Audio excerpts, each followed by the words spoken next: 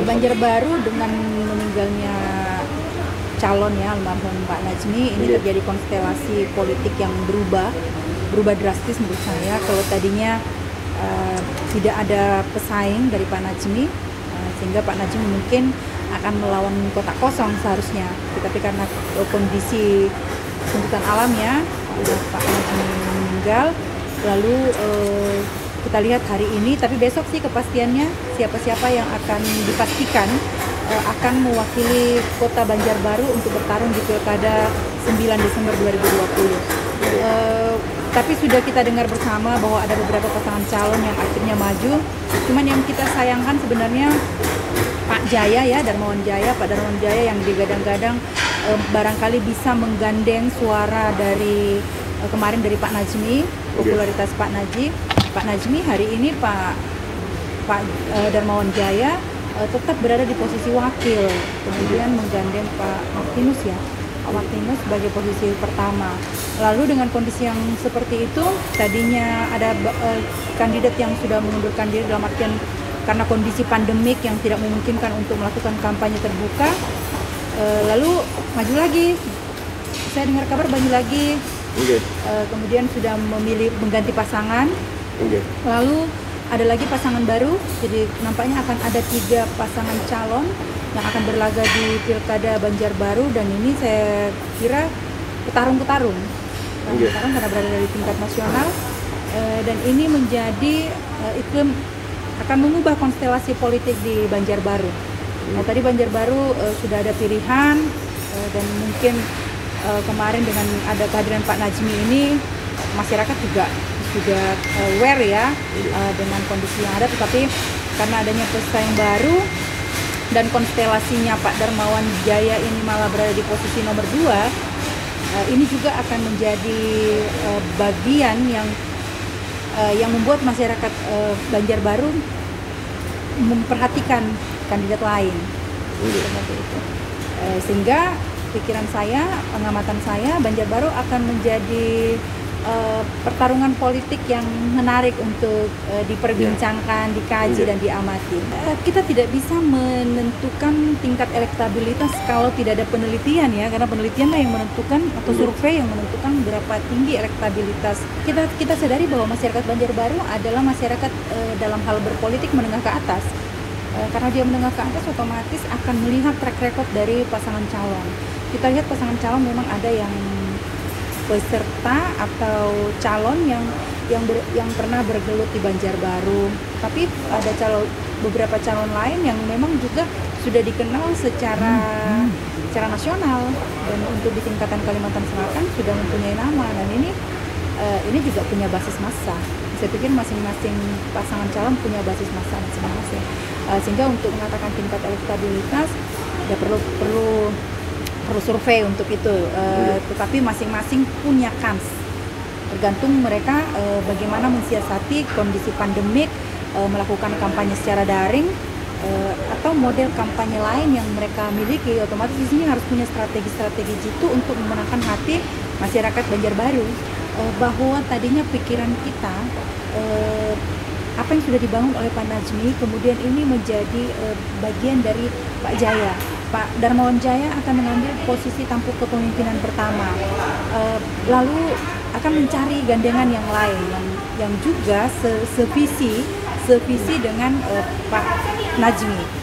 Kalau membandingkan Pak Najmi dengan Pak Martinus, saya tidak mencoba untuk menggiring pemilih, tetapi dalam hal dunia politik kita tahu Pak Martinus ya dibanding dengan, kalau kita bandingkan dua sosok itu, almarhum Pak Najmi, ya tidak bisa dibandingkan ya, jauh, ya mohon maaf, berbeda gitu.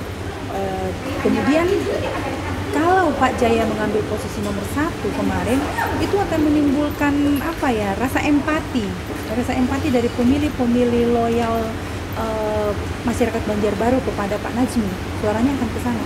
Tetapi karena posisinya berubah, lalu masyarakat mereview apakah pantas untuk menyamakan ekspektasi mereka terhadap politik di Banjarbaru kepada pasangan Pak Martinus dengan Pak Jaya. Nah, di sisi yang lain hadir kompetitor pesaing-pesaing lain yang juga tidak kalah menariknya untuk diamati gitu, untuk dinilai bagaimana kemampuan mereka ke depan. Jadi ada pilihan dari masyarakat Banjarbaru, tidak menggunakan lagi emosionalnya, dalam artian kesedihan kemarin, kemudian ada rasa ya sudahlah kita memberikan suara kita ke Pak Jaya karena Pak Jaya adalah manifestasi dari Pak Najmi. Dengan pilihan Pak Jaya tetap di nomor 2, ini kemudian masyarakat lalu ini prediksi saya, masyarakat lalu mencoba untuk mendapatkan taste yang lain, rasa yang berbeda. Mungkin ada start yang lebih dulu karena ada Pak Jaya di situ. Tetapi start itu tidak bisa terlalu jauh karena pasangan kandidat lain siapa yang ada lagi satu. Pak dokter juga kan maju tuh. Sarayani juga maju. Otomatis juga kan pernah menjadi pimpinan tertinggi di Kota Banjarbaru karena mantan Sekda ya. Juga dikenal oleh masyarakat dan ASN-nya. Sehingga kemudian Pak Iskandar, Gusti Iskandar, kemudian ada pasangan Pak Kopi, itu juga bukan orang yang baru dikenal di Kota Banjarbaru dan sekalsel. Orang semua pada umumnya orang tahu track record mereka, sehingga ya ada pilihan menurut saya. Sehingga cita rasa berbeda di Banjarbaru hari ini. Jadi gini, mencari pasangan calon di politik ini sama seperti perkawinan. Jadi dia pacaran dulu. Jadi dulu kalau mungkin kita lihat Pak Iwan dengan Pak Opi ini pacaran lalu karena kondisi melihat situasi dan kondisi pada tahap pertama itu lawan ini boleh ditakar, ini prediksi saya, ditakar agak berat untuk dilawan. Kemudian melihat kondisi pandemik, seandainya tidak pandemik mungkin mereka bisa bersosialisasi maksimal, tapi karena pandemik melawan incumbent agak berat. Pandemik ini incumbent sangat biar ke masyarakat, sehingga posisi kompetitor untuk melawan incumbent saya yakin di atas pemahaman prediksi saya bisa kalah gitu. Nah, tetapi itu tadi kita katakan bahwa kondisi berubah, meninggal. Lalu Pak Hopi tadi dikatakan mengganti pasangannya. Saya katakan mereka seperti pacaran untuk menjalin kehidupan bersama, menikah. Mereka bisa mencoba dulu apakah cocok atau tidak cocok dan memperhitungkan masing-masing memiliki basis massa atau tidak. Nah, dari kecocokan bahasa dulu ya, kecocokan bahasa, lalu kecocokan stimulus. Stimulus di sini kesiapan, kemudian basis massa dan seterusnya. Nah, kalau misalnya sudah diukur, karena pasti Opi juga punya hitung-hitungan mau pasangan dengan siapa gitu. Kalau itu tidak memberikan kontribusi yang besar bagi keterpilihannya, ya saya pribadi juga tidak mau dong mencari orang yang tidak akan menambahkan keterpilihan saya. Atau misalnya mengurangi hasil analisanya atau mungkin dia punya tim yang menyebar untuk melihat data lapangan. Tidak akan menambah suara dia akan mengganti, dan itu saya pikir persoalan wajar dalam politik, wajar, ada kewajaran di situ karena belum masuk tahapan, belum masuk belum mendaftar ya. Ada komitmen di situ. Nah, itu tergantung komitmen. Kalau dari awal komitmennya memang akan panjang, ya itu lain hal, tergantung mereka. Tetapi kemudian kalau mereka berkomitmen memang kalau merasa tidak cocok lalu berpisah ranjang, ya dari ketimbang ketika terpilih terus berpisah, kita lebih memilih pada saat mereka mau mencalon silahkan coba-coba pas dengan yang mana gitu. Dan mungkin kalau di akhir, di ujung dia merasa berpas dengan salah satu dengan yang lain, sah-sah saja karena memang mencari posisi ideal. Sepanjang itu belum masuk tahapan. Beda ketika dia sudah masuk, justru malah kalau misalnya sudah masuk tahapan, apalagi kalau sudah terpilih lalu mengganti pasangan, lalu tidak harmonis. Nah, ini yang melanggar etika, melanggar komitmen politik. Masyarakat, lagi-lagi saya katakan masyarakat Banjarbaru ini ya boleh dikatakan melek politik. Politik pertama kita lihat dari tingkat partisipasi, kemudian masyarakat Banjarbaru dalam hal politik, penghasilan dan seterusnya menengah ke atas, sehingga itu memang menjadi bacaan masyarakat akan menilai, dan biarkan masyarakat akan menilai itu. Kita tidak usah menggiringnya untuk memilih siapa dan siapa, biarkan masyarakat menggunakan kacamatanya membenarkan logika-logika yang digunakan oleh para elit, para calon untuk menentukan kemudian dia akan memilih siapa. Kalau misalnya, karena ini gini, kalau saya pribadi menilai sepanjang belum akad nikah, belum akad nikah silahkan mencari yang pas. Kalau tetapi ketika sudah akad nikah maka dia harus kekal abadi gitu. Dia harus memang mencari pasangan yang tepat, dan masyarakat juga kita beri ruang untuk memberikan penilaian.